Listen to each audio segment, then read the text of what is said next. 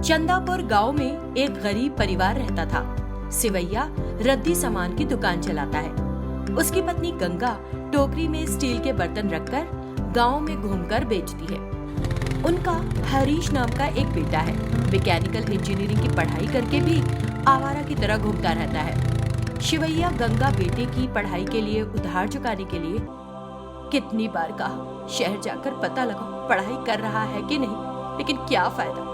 जब तुमने मेरी बात मान ली होती तो आज ये दिन देखने नहीं पड़ते। कर्ज का भार भी सिर पर नहीं होता हमारे। कितनी मुश्किल में है। गंगा, हम अपने बच्चे पर विश्वास नहीं करें तो बाहर वाले कैसे विश्वास करेंगे। तभी हरीश घर आता है। घर में घुसते हुए माँ बाप की बातें सुनकर वही रुक जाता है। मुझे क्या बेटे की जगह साई हो ये पसंद है क्या जी? लेकिन हम कर्ज के भार से दबे नहीं जा रहे हैं क्या? सच है गंगा, मेरी बराबरी का होने को आया उससे मैं जोर से कुछ नहीं कह पाता हूँ। हमारे दुख दूर होने और बेटे को जिम्मेदारी समझने के लिए 1 मिनट काफी है, पर हमें उस 1 मिनट का इंतजार करना पड़ेगा। रोते हुए बेटे को गाली मत दो।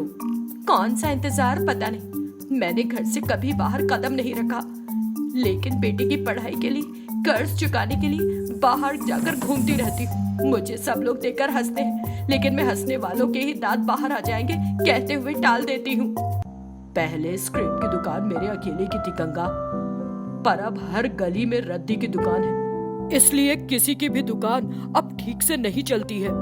तभी मैं तुम्हें बाहर भेज रहा हूँ, वरना गंगा इस उम्र में तुमसे काम कराना मुझे भी पसंद नहीं है। इस आमदनी से हम क्या खाएंगे, कर्ज कैसे चुकाएंगे, कैसे चलेगा? इतना पढ़ा लिखा बेटा आवारा ना होता तो हम ऐसे क्यों रहते? हम ये सब काम क्यों करते बताओ? हम आत्महत्या कर ले तो बेटे की क्या हालत होगी? ये सब सुनकर हरीश दंग रह जाता है। तभी वो अपनी जिम्मेदारी समझकर काम करेगा।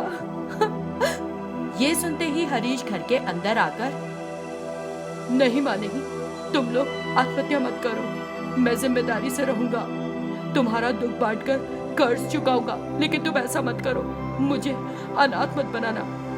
ऐसे हरीश माँ बाप से विनती करता है।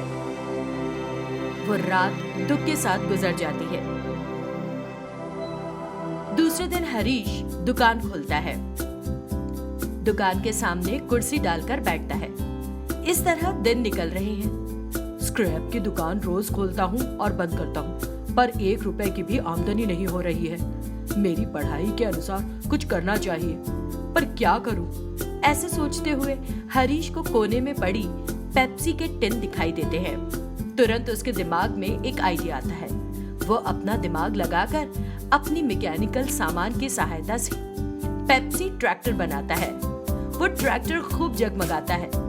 अब बिना देर किए वो पेप्सी ट्रैक्टर चलाते हुए अपने घर आता है और अपने माता पिता को दिखाते हुए कहता है, माँ, पिताजी, अब हम इस तरह नए ट्रैक्टर बनाकर बेचेंगे। हम लोग नई कंपनी लगाएंगे और मैं बिना किसी परेशानी के आप लोगों की देखभाल करूंगी। ऐसा कहकर वो फिर से ट्रैक्टर पर गांव में चक्कर लगाता है।